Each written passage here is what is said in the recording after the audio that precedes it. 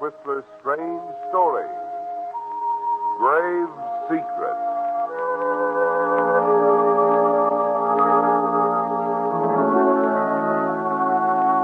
From the parlor window, Harriet Eldridge watched the postman wheel his bicycle down the tree-shaded street. Saw him turn into the driveway and approach the house. She stepped out into the hallway and stopped for a moment to rearrange a bowl of dahlias on the table. Then hurried to the door, a faint smile on her lips. The letters had become very important to Harriet Eldridge. Yes, very important. And she was pleased that they were arriving with such regularity. Morning, Miss Harriet. Good morning, Henry. Here's another one from Australia. Oh, from Mr. Pettis. How nice. Sure is having a big vacation for himself, ain't he? I wish I could retire, go gallivanting all over the world. Only I wouldn't go off visiting relatives. Mr. Pettis has no living relatives, Henry. He's just visiting friends. I've got relatives back in Sioux City. If I never see them again, it's okay with me. Mm-hmm. But, I'm sorry, Henry. What did you say? I was reading Mr. Pettis' letter. No, nothing. Are those photographs? Oh, yes. You know Mr. Pettis and his camera. Here, let's see. Something written on the back of this one. View of Queen Street, main thoroughfare of Brisbane. Isn't that nice, Henry? The old boy sure is getting round, ain't he? Must be having a great time. They say them Australian women are real pretty. Now, Henry. Don't see why Mr. Pettis has to go chasing off to Australia when he's got the best-looking housekeeper right here in Santa Rosa, USA. Oh, thank you, Henry, but... It looks like you got company. In a taxi, too. Say, that's your brother Melvin, ain't it? Yes. Yes, it is. Well, I'll be going along now, Miss Harriet. Bye. What? Yes. Goodbye, Henry.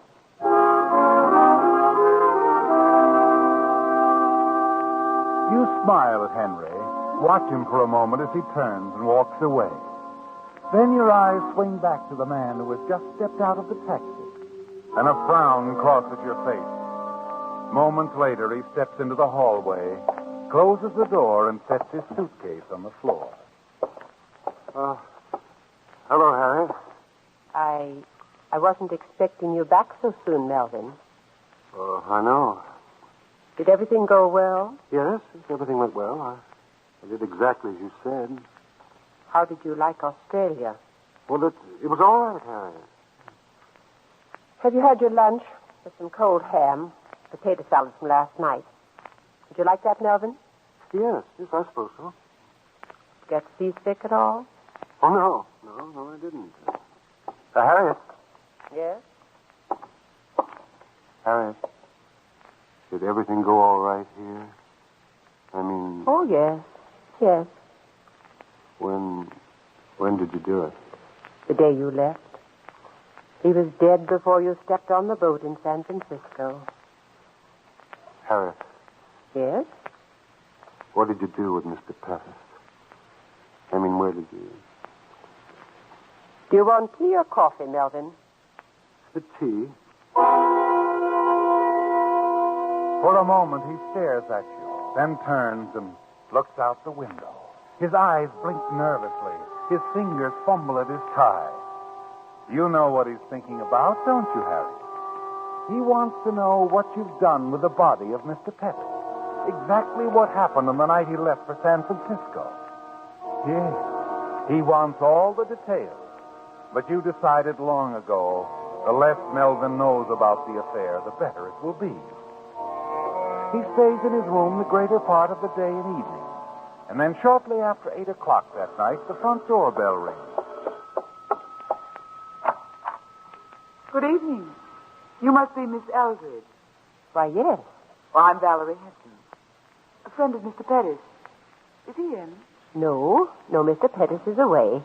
In Australia. Oh, I see. He hasn't notified you. He's back. He's back? Why, yes, his boat docked in San Francisco a week ago. Well, I know. I was on it, too. Strange. He didn't let you know. Is he usually that way about things? No.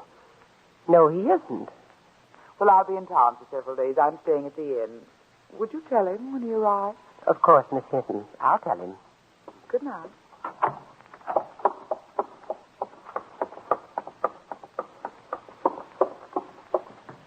Melvin. Oh, yes, come in, all right. Melvin, why didn't you tell me you'd arrived in San Francisco a week ago? Oh, well, And who is this Valerie Hinton? Valerie. How did you know? She was here a moment ago asking for you. Here? Why did you have to tell her you were Albert Pettis? Harriet, I was only doing what you said.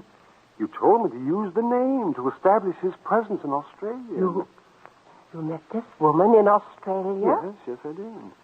I see.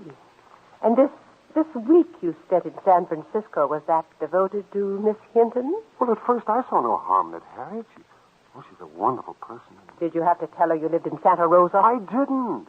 Oh, she must have seen the Santa Rosa postmark on the letters you sent me in Australia. Oh, believe me, Harriet, when I ran out on her in San Francisco, I never thought I'd see her again. You ran out on her? Yes, I realized it would be dangerous. What with everything that's happened here. So she followed you. Oh, Melvin, don't tell me she's in love with you. Oh, I don't know. Are you in love with her? Yes. I'm sorry, Melvin. We'll have to get rid of her. Get rid of her? First thing in the morning, you're going down to the inn to see her. Tell her this great love of yours is no more. Tell her you're already married, or tell her anything, but I want her to leave town. Do you understand? Oh, Harriet, there must be some way. Get rid of her. She's dangerous. She can upset our entire plan. Harriet, what was that? Did you hear that? Oh, yes, it's the shutters downstairs. The wind's come up. Well, are you sure? Well, what else could it be? Well, I don't know. Did you think it was Mr. Pettis back from the dead? Oh, really now, Melvin? Harriet? Yes? Where is Mr. Pettis? What did you do with his body? Why won't you tell me? You needn't concern yourself about that, Melvin. I've taken care of everything. Now, good night. And don't forget what I said. I don't want the Hinton woman hanging around town.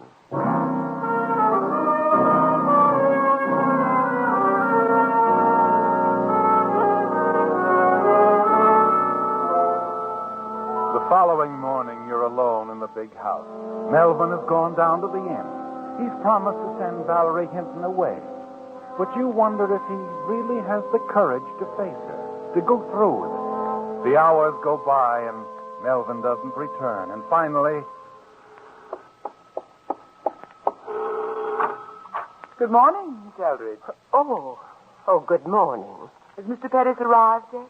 Why, yes, I gave him your message. He left hours ago on his way to see you. Well, that's strange. I just came from the inn. Well, I suppose he stopped somewhere on the way. May I come in? Oh, yes, of course. You kept the place so attractive, charming. I suppose you've grown to care for this house as though it were your own. Yes, Mr. Pettis has always made me feel at home here. Oh, won't you sit down, Miss Hinton? Thank you. You know, Miss Eldridge, I feel as though I'd known you for a long time. Mr. Pettis has spoken so much of you. Oh? Yes. I don't suppose he's told you about the way we met? No, he hasn't. It was in Melbourne. I happened to be glancing through the newspaper. I noticed a list in the shipping news, a list of new arrivals, and there it was. Mr. Albert Pettis. Oh? Well, of course, I dashed right over to his hotel. And imagine my surprise when I discovered that Mr. Albert Pettis wasn't Mr. Pettis at all. Well, what do you mean? Not my Mr. Pettis, that is. My Uncle Albert. It was quite a shock. I suppose I should have realized there'd probably be more than one Albert Pettis in the whole world. Oh, yes, of course. So you see, it was just an accident. My meeting your Mr. Pettis. A lucky accident. Wouldn't you say, Miss Eldridge?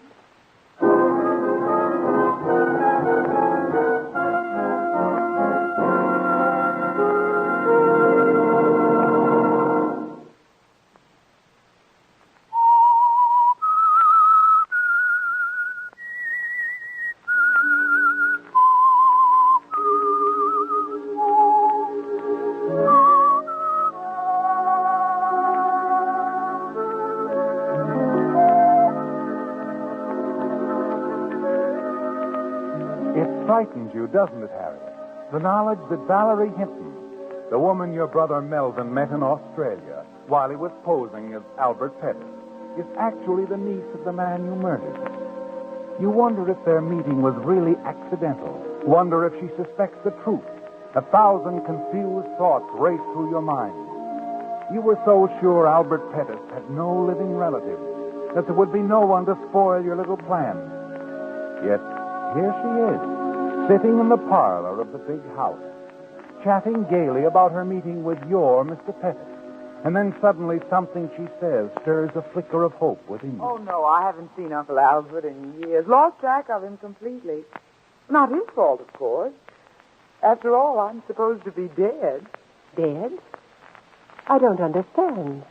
During the war, I was a writer living in Java. There were several bombing raids. In the confusion, I was reported missing and given up as dead. I suppose Uncle Albert was notified. I see. When I got out of the hospital a year ago, I tried to find some trace of Uncle Albert, but I wasn't successful. Well, I had to earn a living, you know, so I went on to Australia. Then one day I ran across his name in the shipping list, and, well, you know the rest. I met your Mr. Pettis instead. And you have no idea where your uncle is? None at all. Maybe dead, for all I know. I've about given up finding him. I'm devoting all my time to writing now. That's why I've come back to the States to try my luck here. Oh, Harriet, Albert. Hello, Albert. Oh, Albert. You watch Valerie rush across the room, throw her arms around Melvin. He stares back at you over her shoulder, a bewildered, hopeless look in his eyes. You turn and hurry away. Moments later, you're upstairs in Mr. Pettis' room, searching through the closet. Then you find what you want. You take the photo album, sit on the window seat, and start turning the pages.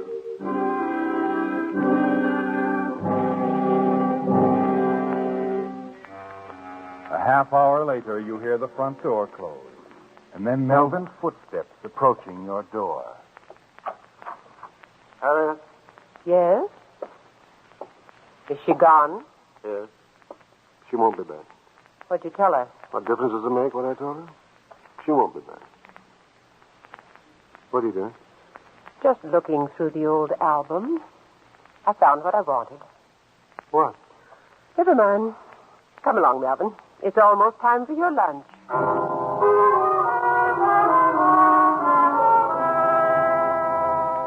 Yes. You found what you were looking for, haven't you, Harry? A faded photograph, a young girl, and you're certain it's Valerie Hinton. She's really his niece, isn't she? At least that much of her story is the truth. But you're still a little afraid. And you know that you'll be afraid until the girl herself has left town.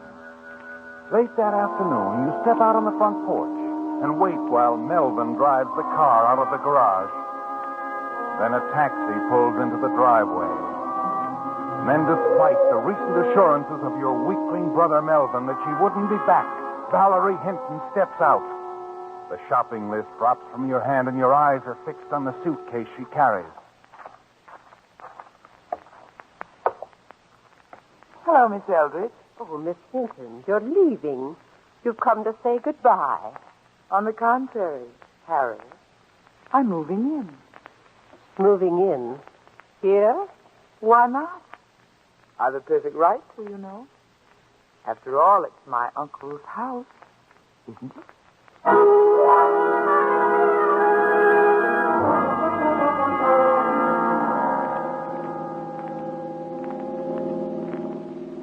Harriet, Yes, Melvin? what are we going to do about Valerie? There's only one thing to do. We're not going to stand by and let her ruin everything. Are we? Send her away, she'll go to the police. We're not going to send her away. But, Harriet, we... Harriet, no. You can't do that again. Have you another solution? Well, I'll have to think about it, but you must forget what you're thinking, Harriet. I won't have it that way. You understand? I won't have it. Watch the road, Melvin. You hear me, Harriet? One murder is enough. Still in love with her, aren't you? Well, perhaps you're right, Melvin. Perhaps the whole matter can be solved some other way. Oh, yes. Yes, Harriet. We'll find a way. I'm sure we will.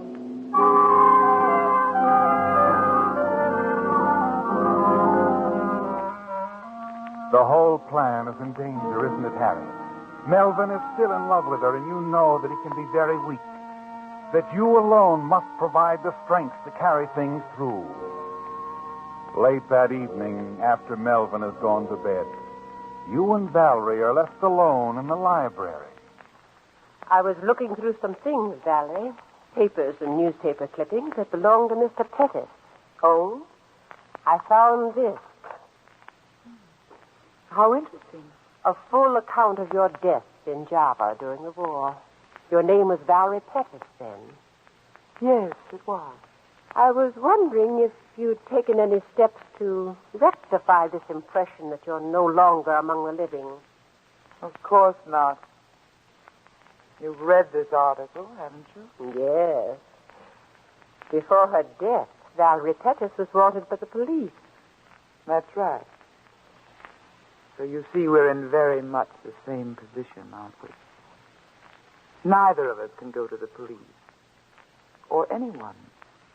About the little secrets we've both discovered? You're quite confident? No.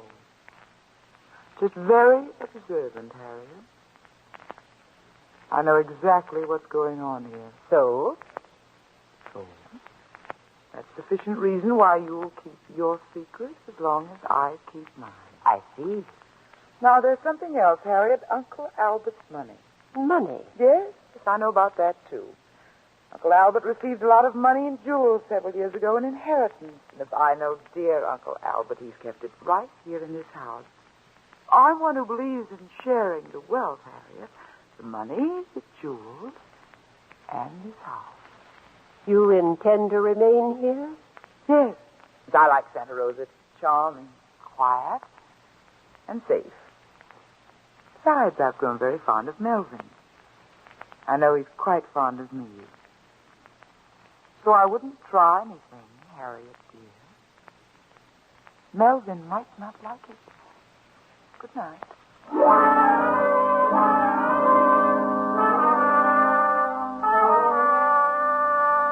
Well, Harriet, it's out in the open, isn't it? The contest between you and Valerie. And it's a contest you can't afford to lose. You must get Valerie out of your way. And you know how to begin, don't you? With Melvin. You must turn him against her. And the very next day you start working on him systematically, using his love for Valerie as a wedge. Each day you have something to drop in his ear.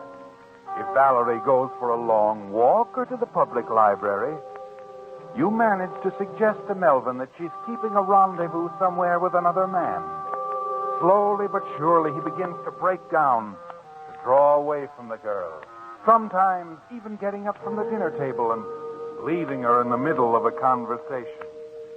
What's the matter with him? Melvin? Yes, why did he walk out of the room like that? Well, I'm sure I don't know. Perhaps he's tired. Tired of me, you hope. I didn't say that. As a matter of fact, Valerie, I've come to grow quite fond of you. I'm not foolish enough to believe that. On the contrary, you're foolish not to. But where are you going? Out. Isn't it rather late? I don't care. I've got to get outside, walk somewhere, any place. Somewhere I can think. I understand.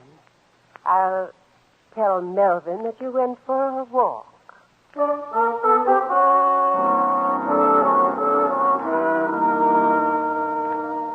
And you do tell Melvin, don't you, Harriet? Only in your own way. The way you've told him many times before. I don't believe you, Harriet. I don't believe you at all. I'm sorry, Melvin. I know what it must do to your pride, but there isn't any doubt. She's admitted the whole thing to me. She told you there's someone else? Yes. There's been another man all along. You know I wouldn't lie to you, dear. She's made a fool of me. A fool. Forget it, Melvin. You've got to. Stop telling me to forget it. That's all you do. You don't want me to know anything. Or think about it. Oh, Melvin, where are you going? Out. You smile. Congratulate yourself, don't you, Harriet? Because you know you've won.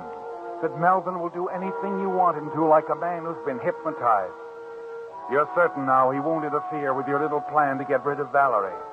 Yes, you're quite pleased with the way you've handled things, aren't you?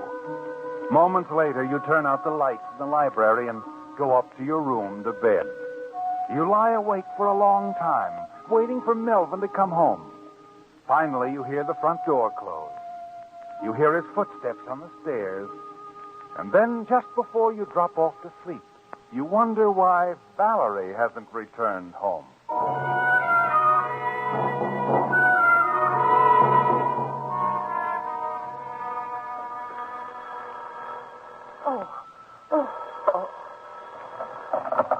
Yes? Good morning, Miss Eldridge. This is Sheriff McQuaid. Sorry to be calling at this early hour. Something wrong? There's been a young woman staying at your house. Miss Hinton, yes. Yes, what about her? We found her in the woods beyond your place half hour ago. You found her? She was dead, strangled to death, apparently with a rope. Oh, no, the poor child. She'd gone out for a walk last night, Sheriff. You haven't any idea who... Oh, sorry, we haven't. Could you come down to make the identification? Oh, yes. Yes, of course. There isn't any doubt, actually. It will only be routine, just routine. I understand. We'll be right down, Sheriff. Oh, let me... Now, where did I... Oh, Melvin. Hello. Who was it, Harry? The sheriff. They found her, Valerie. You won't be bothering us anymore. You're not angry with me, are you, Harry? Did anyone see you? No. Are you certain? There was a bright moon last night. No one saw me. What about the rope or whatever you used? No one will ever find it. I hid it. All right. Harry. No. I'm not angry with you. Now, you better get dressed and go downtown with me. And don't worry, Melvin. Everything will be all right.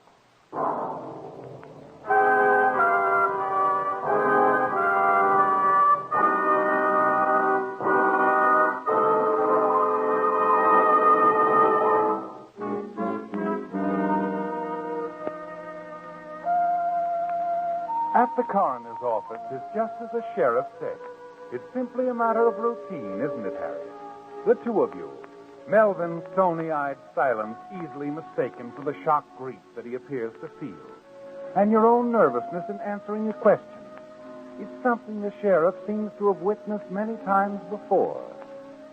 Finally, the identification is over, and they lead you out to another room. Sheriff, it's almost too much to believe. I know. Best thing is try to forget it, Miss Eldridge. Yeah. Just forget it. That's what we have to do, Harry. Forget it. Come along. I'll drive the two of you back to the house. Well, thank you, Sheriff. That won't be necessary. No. I insist. Bring my car around front. Yes. Tell me, Miss Eldridge, have you heard from Mr. Pettis lately? Still in Australia? Oh, yes. Yes, he is. I get an occasional letter. Mm-hmm. Fine man, that Mr. Pettis. We all miss him, you know. Sheriff, you needn't bother driving us home. It's not far. No trouble at all. I've got to go out there anyway. Something I have to check on. I've already sent some of my boys on ahead. What? We got a call from one of your neighbors. Might give us a lead. I don't understand. Your neighbor, Mrs. Enfield, tried to call you this morning, but it was while you were on your way down here. When she couldn't get any answers, she thought we'd better investigate. Investigate what? It seems late last night she saw someone doing some digging out in back of your house. Digging? Yeah. It might not be anything. But then again, it might have been the killer burying the rope on his way back to the highway. Valerie Hinton was strangled, you know. Burying the rope, but where, Sheriff? Your neighbor says he was digging in the dahlia beds. We thought we might do a little digging there ourselves, if you don't mind. The dahlia bed. Oh, no. What is it, Miss Eldridge? Harriet, you never told me. Is that what you... Yes, Melvin. Now you know. Mr. Pettis was always so fond of dahlias, I thought it would be appropriate.